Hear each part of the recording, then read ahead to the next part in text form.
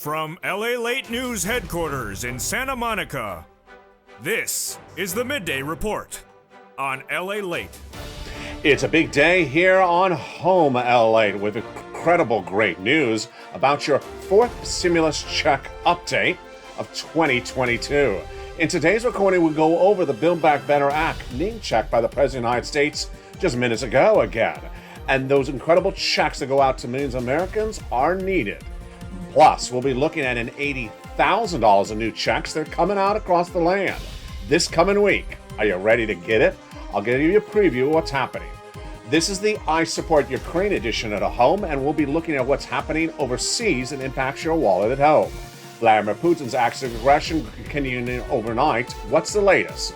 And then what about the price of oil? And what is going on with that? And what are the ally countries doing to help or not help? I'll be looking at the situation and where oil will go this week, as a new predictor is out minutes ago. Then, is oil now the way to get Build Back Better Act passed? The latest details on that changing event. Then we'll be looking at the price of wheat and grain, swirling to 8-year highs because of Vladimir Putin's move into the Black Sea region near Odessa. I'll go over the latest on that. And then the battle for Odessa, why this is a major issue in the war. And how long will this war be? What's a humanitarian crisis today? And why has it grown by the hour and by the minute? Why has Vladimir Putin refused to honor safe quarters for refugees to flee? And what is the latest details on that in today's recording? We have a lot of money to go over. Plus, Anthony Blinken just arrived in the Baltic states. And what is he doing there that can impact your money at home?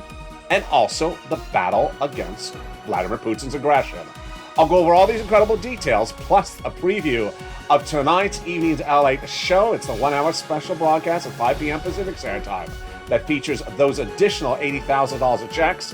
We got a big broadcast today as I support Ukraine, and you should as well. We'll have the latest details of what's happening from the battlefront and a little bit more of my commentary. It's all here on Home Edition, I Support Ukraine, and the details start right now from Santa Monica, California, on Home.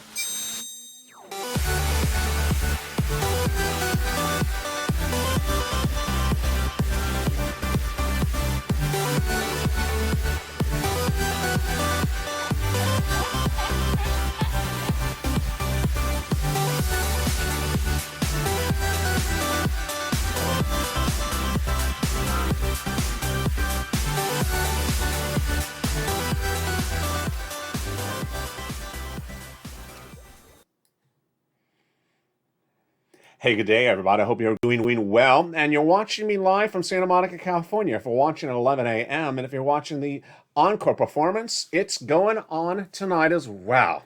You look at the beautiful shores of Odessa. And we'll be going over what's happening overseas with Vladimir Putin's advances in Ukraine right now and what's happening in the refugee situation in Poland.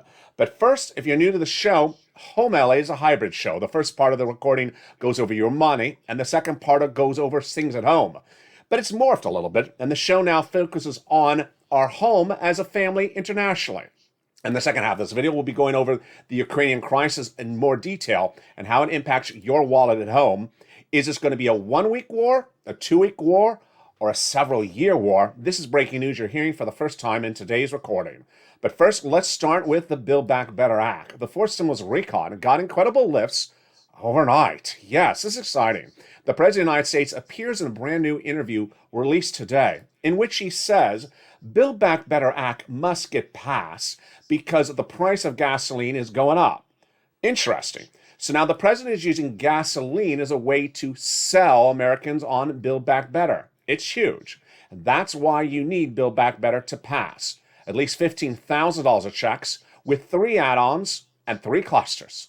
In that first cluster, they have hazard pay, $4,000 of elder care, checks for children, home repairs, and checks for college students. Also, money to care for seniors.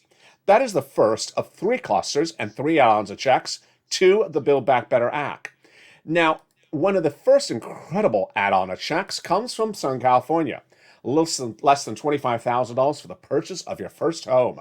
How do you get these incredible checks of Build Back Better Act? They're featured tonight in that 1-hour special report on evenings LA, 5 p.m. Pacific Standard Time. In that second cluster, we have home repairs and paid leave. Paid leave's a lot if you have to stay home due to sickness or illness across the land. Upwards of $4,000 to $6,000 a year. Incredible. And then those home repairs are to weatherize your home. The second add-on of checks comes from Bob Casey. That is a campaign promise from Joe Biden. Just a little bit less than $250 billion of free home health care for seniors and people on disabilities. In that third cluster of checks, we have the incredible seniors and free internet. Free internet for all, checks, farmers checks, independent contractors checks, and senior checks. 2 on the House, 3 on the Senate. Medicaid gap fix, hearing checks, vision checks, and dental checks. Now, when we're talking about adding checks as incredible recon, guess what checks they vow to add as well? MSC. MSC is a body of checks that will be added to the recon on top of the existing $15,000 to $60,000 of checks. The eligibility would be the same as a third stimulus check. That means if you got a third, you get a fourth. Let's recap. Single individuals, $75,000 less, you get it. Married couple, $150,000 less, you get it, double it. Family of 4, quadruple it. And if you're on benefits, SSI, SSDI, Social Security, or railroad benefits, you get it as well. It's not income, it's not taxable, and it's offered on a nationwide basis. So how much is it? $2,000 the first month, $1,000 thereafter for up to 6 months. Now, the viewership of this channel has always been the purple power, the community, the advocacy, and the push to get big sums of money. And when there's money available, we get it. Day one of this channel, I went live with the EIDL grant, EIDL loan, and the PUA, showing millions of Americans how to get big sums of money. And they got it. Well, the great news is that another pot of money is going live, and you can get it as well. What is it? A new fund goes live this coming week for $80,000 stimulus checks from billions of Americans. Tonight on the 5 o'clock evenings LA 1-hour special report, I'll go over how you get these checks. This is an average payout of $15,000 to $80,000 of checks to you. It brings us a complete circle back to day one of this channel. Why? Because you got to use your fingers. You got to open a website. You got to open the phone. You got to get a pen and paper and make the call to get these checks. This ain't a $1,400 check, folks. This is $80,000 a household. We haven't seen the sums of money in a while as one particular program. Great news is that it looks like third stimulus. That viewers this week got $45,000 again by making phone calls. But this is in addition to this. And this is for items that you've been asking for all along. Again, not a time to hold that tin cup and say, when's a check getting in my hand? Or stand by the mailbox and says, is it in there? No, this is a time to learn, educate, and inform. What happened in April last year? When programs for big checks went live in April of 2020, I showed viewers where the application was, how to fill it out, how to answer correctly. And if you answered incorrectly, sometimes your application got locked up, or what we called at the time a vortex. Remember that? That was the purpose of this channel, me showing you how to get money. Well, we're coming back in complete circle because these $80,000 checks are huge. There's a website and it's administered at a state level. So there's a lot of variables you need to get right. And if you remember this channel, you already are getting a preview. Last Friday's newsletter sent out to members of this channel Monday through Friday, 7 p.m. Pacific Standard Time, featured the website that has now gone live that will also have a map of where to get the checks across the land. Purple Hawks, you got to pounce because this is big sums of money. And this is right here and right now before anything covered in today's recording. This is going live as early as this coming Monday in certain jurisdictions across the country. And this is called the incredible funding source that Treasury has hoping to be going live for a while. It's called the Homeowners Assistance Fund. And you got to get these sums of money.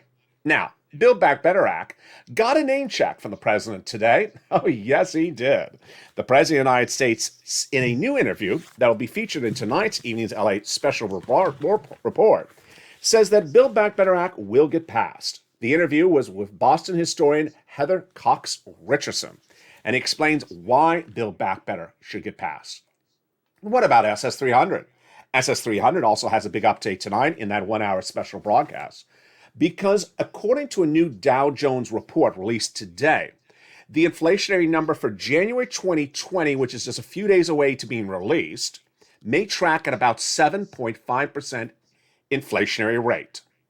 Let's recap. Last year, I said that inflation would go to about 8% in December. And I was right because it came at 7.5%. Then I said January may track at about 8% as well. The new report out today suggests it may come in at 7.5%. This is why Joe Biden needs to make the phone call and swap out COLA for inflation. That would raise your benefits up $200 a month right now. Meantime, we'll have a preview of what Jay Powell's going to do in the next few days to bring down inflation. And will that impact your SS300? It's tonight on that evening's Lalate special report. 5 p.m. Pacific Standard Time, 8 o'clock Eastern Standard Time. What about CR for stimulus? Right around the corner, folks. Very exciting. The opportunity to get a $2,000 stimulus check out of $1.5 trillion of discretionary funding approved. House and Senate, Republicans and Democrats have approved $1.5 trillion of discretionary funding to be allocated in a continuing resolution mid-March, and this could give you a $2,000 stimulus check. So you need to advocate for its inclusion because guess what? The money's there and the deadline is right in front of us. It's huge. CR for Stimulus 2.0 and 3.0. What's the update on those? Those are merging in the Senate, but no inherent deadline at the moment. The House passed by Pete Aguilar, the Senate led by Republican Todd Young, merging on the Senate to give more relief to the millions of Americans. And you need that relief because a new report out today suggests, are you ready for this one? The price of gasoline could go nationwide on average to $4 a gallon next week. Wow. A new report to be detailed tonight on Evening's LA 1 hour special report shows that gasoline prices are going higher, and this should not be a surprise to viewers of this channel. How does gasoline get impacted by the Ukrainian crisis, and why is gasoline going higher so quickly? I'll explain that in just a second, but first the data today is surprising. A new report out from AAA suggests the national price of gasoline could go to $4 a gallon for unleaded next week. Where is it right now?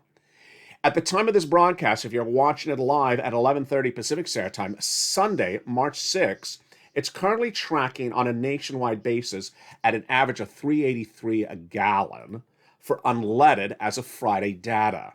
That was up 11 cents from Thursday and up 26 cents from the week before.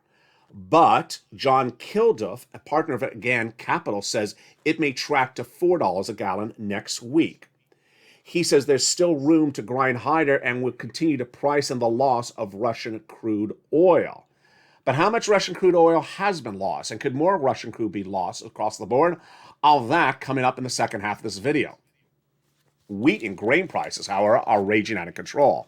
And this is part of the risks that are part of the recordings of I Stand With Ukraine. Ukraine is a major exporter of wheat and grain, and that crop is not being just disrupted for now, but potentially for years to come.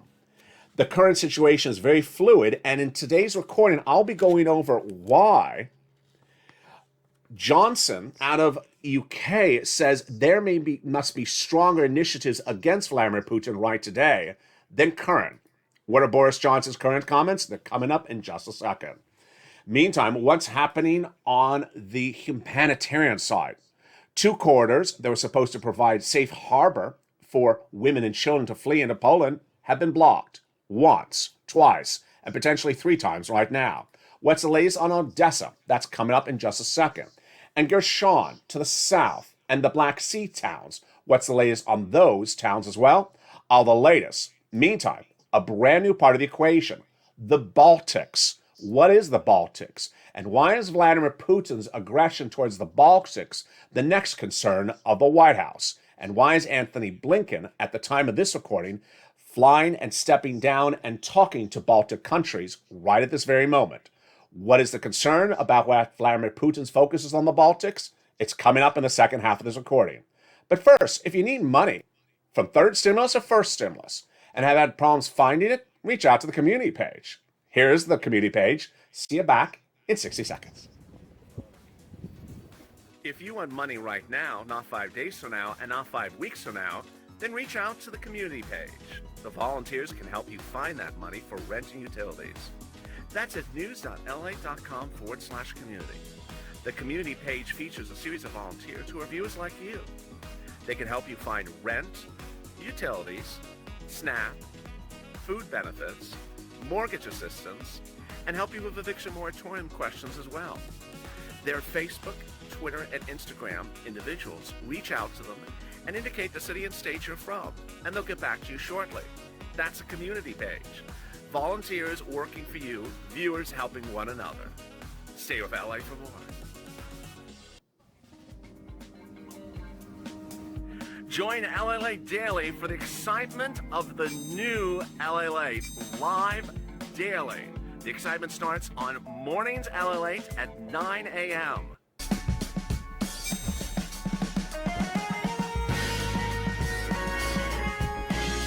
Home Lalate returns at 11 a.m. daily.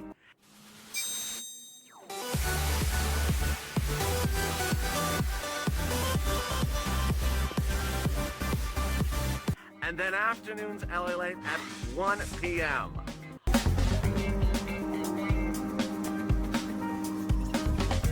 Join us daily as the excitement continues live from Santa Monica on Lalate.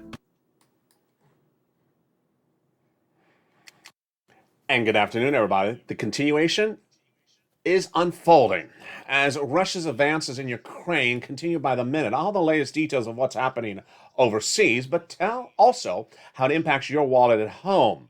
Oil and gas prices surging overnight, and also grain. But all this been considered by the White House or not? All the analysis and economic analysis unfolding right at the very moment. You're not going to hear this anywhere across the land. Meantime, why is the Baltics the next concern for the White House? And what is Antony Blinken doing about this and not doing about it? The latest analysis on that, plus the humanitarian crisis overseas. And I'll be jumping in the live chat and interacting with you. So get ready with your comments across the board. You're watching L8, and join me tonight for that evening special report at 5 p.m. Pacific Standard Time, 7 p.m. Central Time, and 8 o'clock Eastern Standard Time. The most watched financial news show in prime time that'll cover your money and, of course, its impact on the Ukrainian invasion. And with that, let's go into the big second half. When you look at Russia's aggression against Ukraine, it's not something that should have been thought about yesterday. Back in October, I first detailed on this channel that there was 100,000 Russian troops at the Ukrainian border. And this could be the major economic story of 2022. Not only a political and also human rights issue. So what did the White House do in October of 2021 to prepare for potential Russian invasion economically? That's the big question on today's recording. What did the White House do to prepare? The way you would prepare is you would have Treasury under Janet Yellen dispatch individual departments to see which industries in the United States could be disrupted if Russia invades Ukraine in 2022. So was that analysis done? As to oil, yes. This last week, we learned from the Deputy Treasury Secretary that Joseph Biden gave Janet Yellen an order to see whether oil would be disrupted in the United States if Vladimir Putin invaded Ukraine. Okay, good for that. He also gave other instructions to say, I want to figure out what we could do as a team to sanction Russia without creating economic casualties to our U.S. economy. Also good. But did the White House look beyond oil? Did the White House look beyond sanctions? Did the White House look to other economic industries that could be impaired negatively, directly in the United States via Vladimir Putin invasion, or indirectly because it would be impaired in another country we do business with, like in Italy or France? The analysis and the answer is going to surprise you.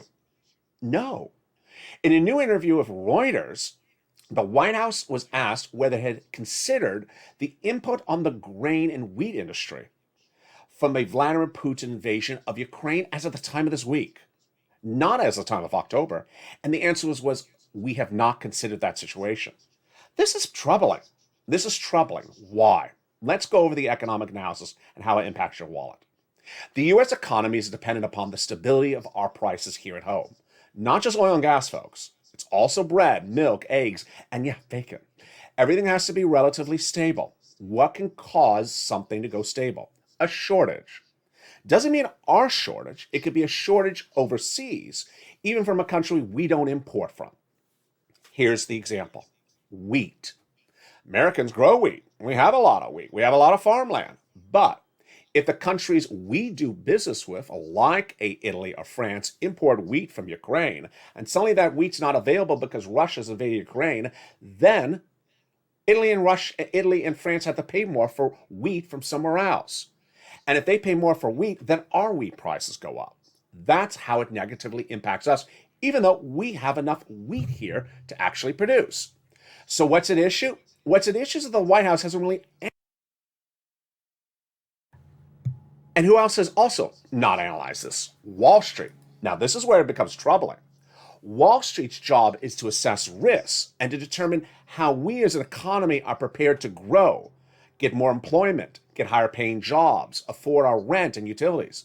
And Wall Street's job is to assess risks ahead of time. Has it assessed the risk for disruption of other industries besides oil? It is not.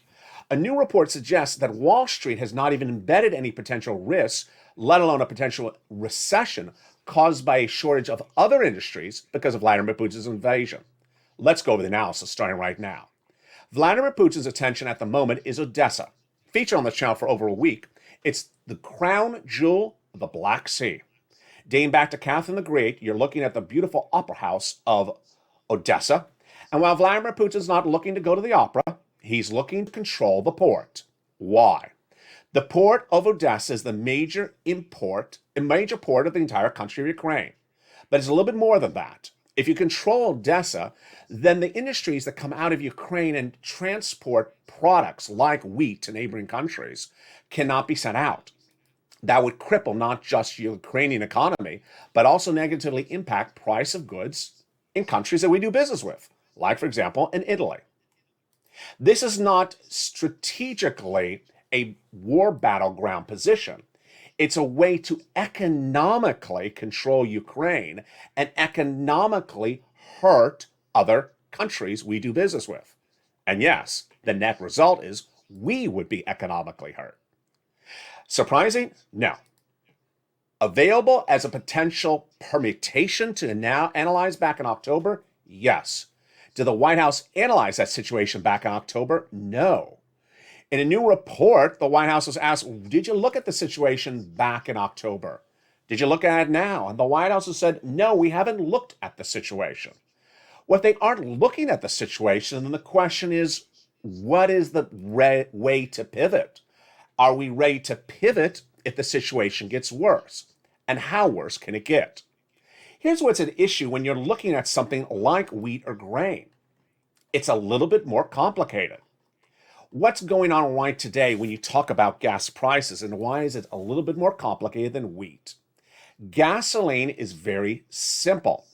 You pump it, you store it, you ship it. It's literally that straightforward. You pump it, you store it, you ship it.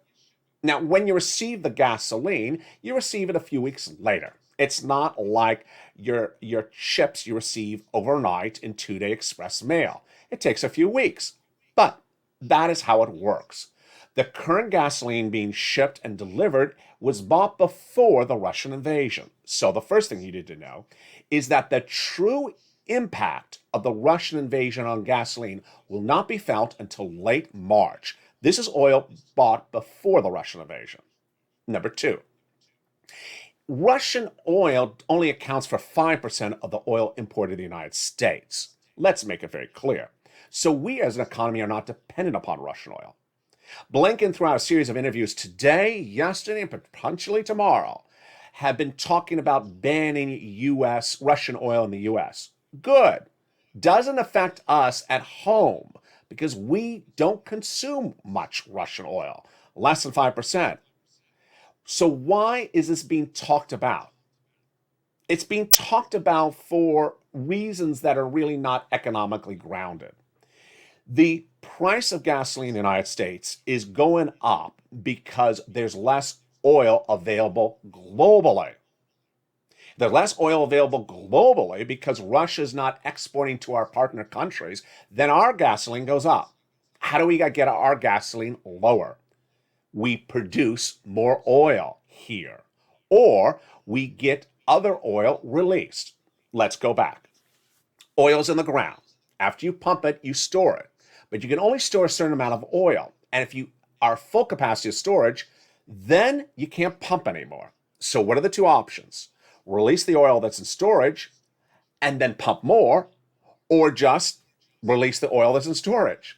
Neither of those options have been pursued by the White House. Let's go over the analysis. Number one, the White House has the opportunity to have West Texas release some of its stored oil. Hasn't done it. The White House has the opportunity to have West Texas pump more oil. Hasn't done it. The White House has the opportunity to reach out to West Texas and coordinate a release of oil, pump more oil, or coordinate a whole job on how to bring more oil to the marketplace in the United States. White House hasn't done it.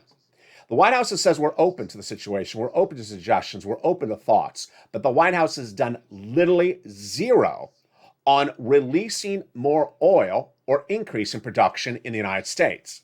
Now, we are into week 2 of this crisis. The question is, where does the analysis change and when does the pivot happen? Let's be frank here. We all look at things in a different light, but when people don't answer the question or they give you an answer that's not responsive to the question, you start to put up a red flag. This last week, the Treasury Secretary's undersecretary was asked, have you reached out to West Texas to produce more oil? No. They're asking, we hear from the White House about producing more oil. Have you reached out to them?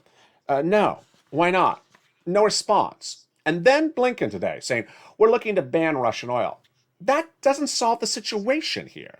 We only use 5% of oil. Only 5% of our oil is from Russia. The question is, why aren't we ramping up production of our oil to bring down the national average? The national average, what are you, if you're in the live chat right now, tell me what you're paying for unleaded in your city this week and how much has it gone up? California's about $5 a gallon, and many gas stations are at $6 a gallon. The nationwide average is $3.83, and that's 26 cents than a week before, but many think it's going to go to $4 next week. That would mean it would have gone up 50 cents in less than 7 days. Now, that's the first number. The second number is what's coming out of England. A series of new reports, including Boris Johnson's comments today, suggest that the Ukraine invasion may not be a 1-week event, or a 2-week event, or a 1-month event. This may be a war that goes on for years to come. And if war goes on for years to come, where is the pivot? Here's the issue. We have 2 things that the White House needs to do today, not yesterday. Actually, need to do it yesterday. Doesn't need to do it tomorrow. Need to do it a week ago.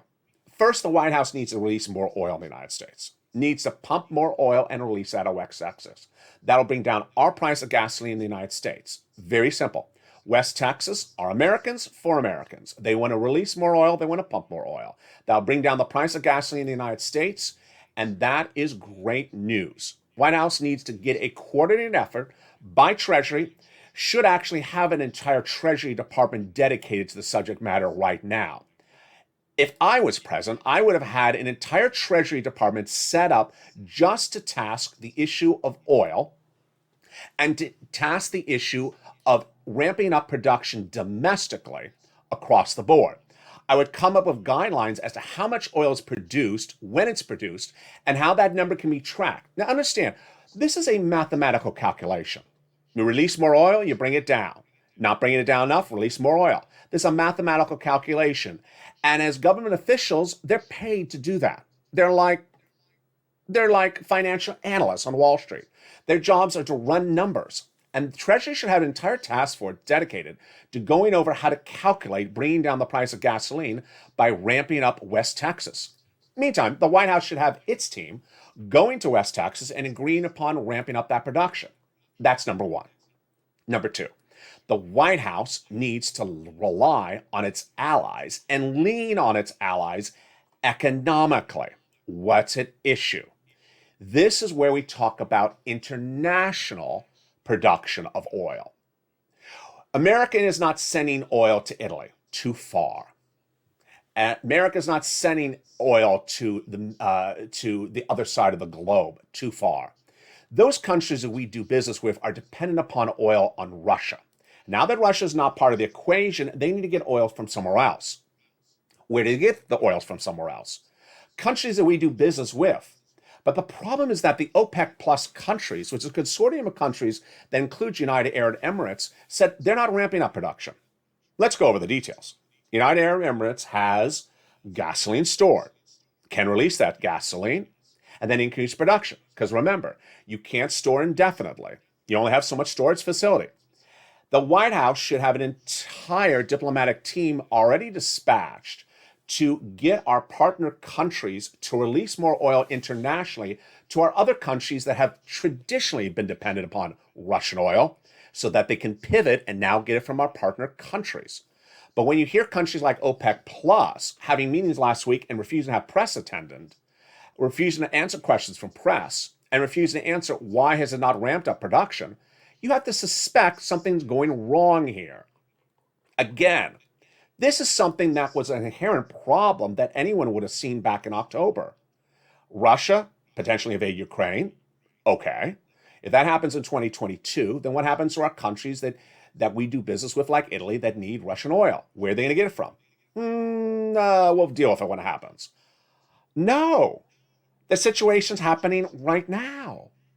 And now that we're in the second week of this situation, where in the White House's Secretary of State team have they dispatched diplomatic envoys to our partner countries to say, start pivoting and giving more oil to our partner countries, taking it out of storage, pump, and release? There's both military strategic alliances, humanitarian strategic alliances, and economic strategic alliances. If you've been with this channel over the last 6 months, you remember what happened in mid-2021. It was one of the biggest achievements of Joe Biden's presidency, and it was something I've never seen ever happen so quickly. On a particular week, in 1 week time, Janet Yellen, your Treasury Secretary, who was former head of the Federal Reserve, beloved leader, got on a plane, went overseas, and got a series of the largest countries on the planet to agree to a global minimum tax rate. A few phone calls, a flight, and then the deal was hatched. A global minimum tax rate agreed upon the leaders of economic countries overnight. If they can do something like that so quickly, why can they not figure out how to get oil to our partner countries that are currently dependent on Russia? Why has the White House not ensured that Treasury really dedicates these resources to ensure stabilization of these industries across the land? Now, let's talk about wheat and why wheat is a little bit more complicated than a pile of oil.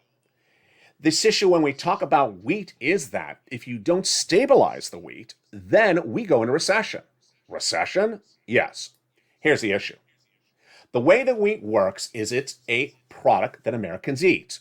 We go to the market, we buy bread, we buy our biscuits, we buy our croissants.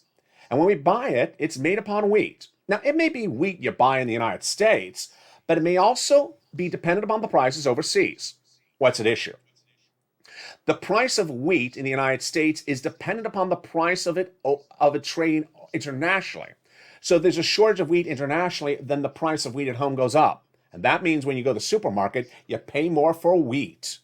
Not a good situation. If wheat prices surge out of control, what happens to us? We go into recession. And we can go into recession faster from wheat than oil. Because why? In my opinion, this is a factor no one's looking at. A new report says that the White House has not considered the impact of wheat and other industries like this disrupted by Vladimir Putin. Wall Street admits it has not embedded this into its risk assessments of potential recessions for the next 2 years. And the price escalation of wheat right now is at 9-year highs, bigger price escalations than even gasoline in the last 2 weeks. Case in point, Odessa. When you look at the beautiful town of Odessa, this is the wheat-producing area of Ukraine. And Odessa is currently circled by Russian troops. What happens? If you can't till the soil, you don't have wheat. But it's a little bit more complicated than that. Because if you don't have wheat this season, you may not have it for several seasons to go. And if you don't have seasons to go for wheat, then that means we could have big problems for wheat in the United States and recessions for many years. This is why it's a situation that needs to be fixed now economically and pivoted across the board, across the land. Elsewhere, let's look at the situation unfolding on the ground in Ukraine and why the situation today is more troubling across the board.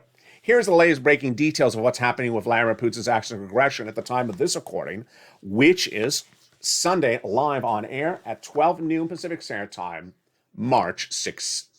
First, new sanctions are being levied. President Zelensky of Ukraine indicates that there will be new sanctions levied. I talk to leaders of many countries every day and every night. For example, the United States is preparing new sanctions for Russia. He also says that there will be new support for Ukraine. Number two, a new report says that there is a protocol put in place in the event that President Zelensky is killed by a Russian invasion.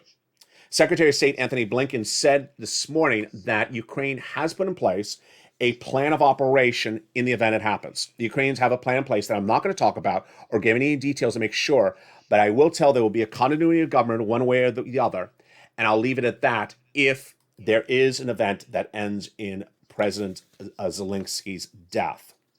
Next, how about Russia's valuation as economy? Featured on this channel since day one of the invasion, Russia's economy has slipped out of the top 10, likely to 15 now, potentially 20 next week in global size. But Moody's Analytics says that Russia's economy is likely only a 35% recovery rate at the moment, based upon its current situation. I'm predicting that Russia could go to junk status if this continues for more than a month. Next, Poland. We're looking at actively now the question of airplanes to Poland that may provide Ukraine additional backfill should Poland decide to buy those planes. I can't speak on the timeline. This is Blinken this morning. What's at issue? Poland has been providing planes to Ukrainian military defense to battle Russia. These Polish planes are very old manufactured Russian planes. So the Blinken deal is to give Poland some brand new, beautiful American planes so that Poland can give some of its better planes to Ukraine. Basically giving Poland better planes so that Poland can give higher quality planes over to Ukraine. Meantime, Odessa. We've seen the beautiful town of Odessa on this channel for over a week. Vladimir Putin is not taking Odessa yet. This is the beautiful opera house of Odessa. What is Vladimir Putin's focus in addition to taking control of the port? President Zelensky spoke about minutes ago. Russians have always come to Odessa for holiday, felt in Odessa only warmth and only sincerity. And now what? Bombs against Odessa, artillery against Odessa, militaries against Odessa. It's a war crime, and it'll be a historic war crime. A very bad situation unfolding by the minute, by the hour, and you're hearing the latest details on this live broadcast right now, is the issue of evacuation corridors. Evacuation corridors were set up in 2 Ukrainian cities earlier this week as a result of negotiations between Russian and Ukrainian officials. That was about Thursday. Then on Friday, the Russian officials violated it. On Saturday, another talks to reopen those corridors. On Sunday, the corridors again were violated as well. At the time of this recording, it's hard to keep track how many times Russia's violated the corridors, but it looks like it's at least 3 times. The corridors are not working, and this is a very, very serious human rights violation, and it shows the horridness of Vladimir Putin.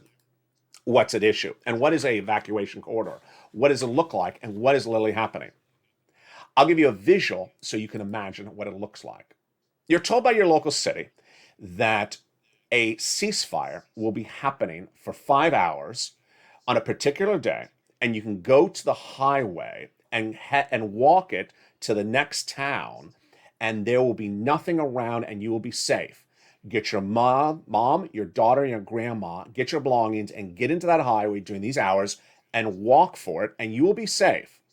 The message is sent out by the local city council. It's posted on their Facebook and Twitter and Instagram account. It's perhaps gone door to door. Everyone gets the message. Everyone's prepared. Everyone gets in the walkway, and they start walking. Understand, these are major cities. These aren't necessarily deserted towns. These are major cities with major roadways. So everyone's in the walkway starting to walk. And then you walk, and then you see it. Cluster bombing.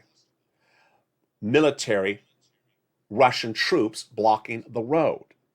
And you think, what's going on here? We heard that this was a safe harbor corridor. This is what happened in the city of Mariupol, and it's one of two cities that Russia has violated the agreement that it made this week. At the time of this recording, potentially 3 times. I'm losing track how many times it's violated the agreement. So what happens? You have to run back into your home and take shelter because now you're concerned you're going to die. And now footage in the appearing on broadcast media in the last 5 minutes at the time of this recording, I'm not showing it here for obvious reasons, shows people dying in the corridor. These are women and children. These are not armed civilians. These are women and children fleeing for Poland in a safe harbor corridor set up during negotiations between Russian and Ukrainian officials, not once but 3 times, told they would be safe going there and being killed. Vladimir Putin spoke with the head of France minutes ago. And while Vladimir Putin likely didn't agree to anything, many believe that the topic of the discussion was these corridors. These are women and children. They aren't fighting a war. They're trying to flee into a neighboring country.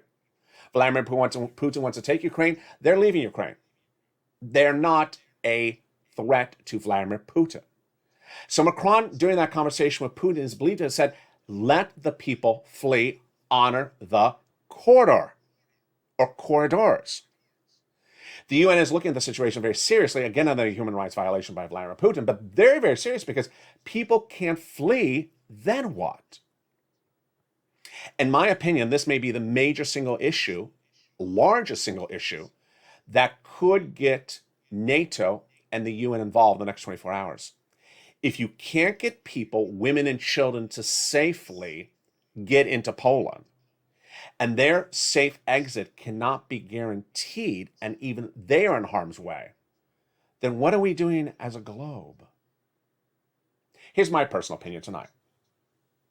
When we look at the whole situation unfolding in Russia and Ukraine, we understand what the United States does want to do and doesn't want to do. And we understand a series of new comments from Boris Johnson out of England, that Boris Johnson says that the Western allies are not particularly strong as they need to be doing. Boris Johnson, new report out today, an essay he published today, written by him out of England, the head of England, Putin's acts of aggression, says that we need to do more as allies. He says we need a mobile international human rights coalition, do more to help Ukraine defend itself, maximize economic pressure on the Putin regime, prevent any normalization of Putin's actions in Ukraine, be open to de-escalation diplomacy, and strengthen Euro-Atlantic security. My opinion tonight is that the White House has often looked at the situation in sort of peripheral situations, but sometimes not in detailed situations. Today, at the time of this live broadcast, Anthony Blinken, Secretary of State to Joe Biden, has landed in the Baltic states. Why? Because the Baltic states neighbor Russia. And this is a concern that Russia may try to act elements of aggression against the Baltic states. Perfect. He's trying to reassure alliances and make sure that everyone feels safe and secure. He's Secretary of State. That's his job. Great. But when we talk about the economy, what's Janet Yellen's team doing? Janet Yellen's team got a global minimum tax rate in 2 weeks. Is Janet Yellen's team doing anything about the oil situation at home, internationally, with partner countries like United Arab Emirates, like the OPEC plus countries that won't release more gasoline? What are they doing? What are they doing with wheat and grain and other industries that we may be dependent upon destabilization of our economy? What are they doing with that? Now, understand that Treasury has lifetime employees whose jobs are to run numbers.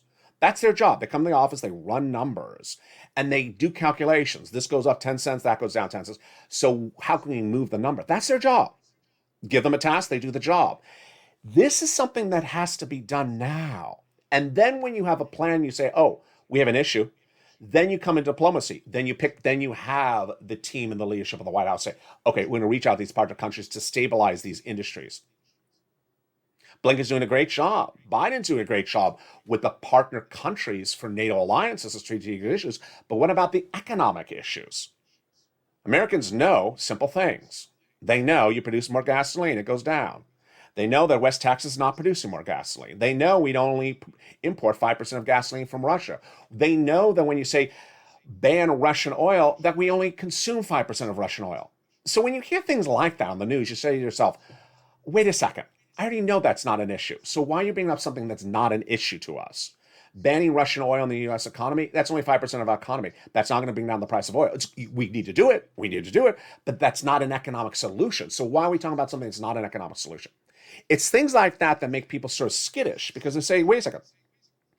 Are you telling me this because you want me to think that that's going to somehow bring down the price of gasoline? Because I know it's not. So why are you saying that?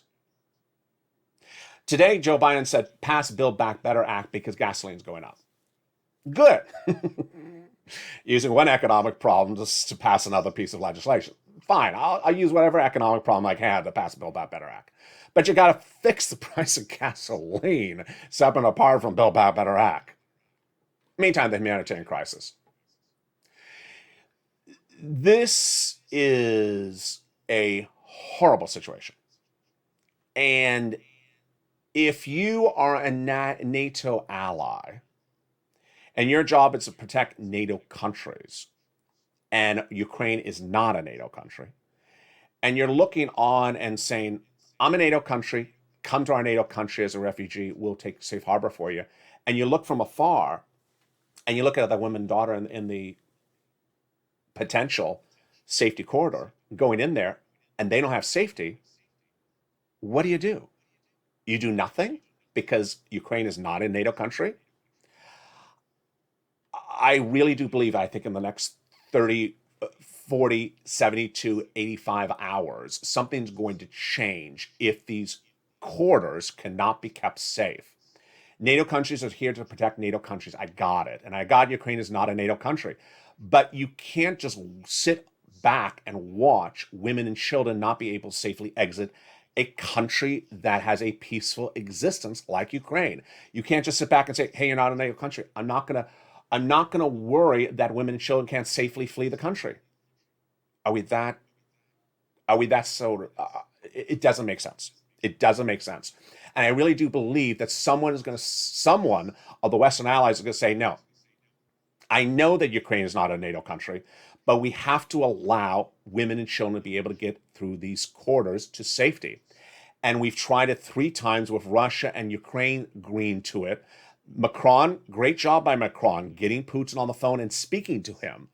But if Macron, the head of the president of France, can't get Putin to do it, and Angela Merkel, she can't get Putin to do it, who's going to get Putin to agree to get these corridors safe? And if we can't get the corridors safe, then how do we let people get out safely? It's a very fluid situation. Let me jump in the live chat and see what your comments are across the board right now. Alberta says, agree. Anne says, L8's on point. Charlotte says, hello, Purple Power community. And I stand here for Ukraine, says Anne. So do we know what the verdict is? We don't, because we've had 3, and that comment came in from, I lost it, I think it was La Costa. We don't, because we've had 3 violations of the safe corridor in less than 24 hours.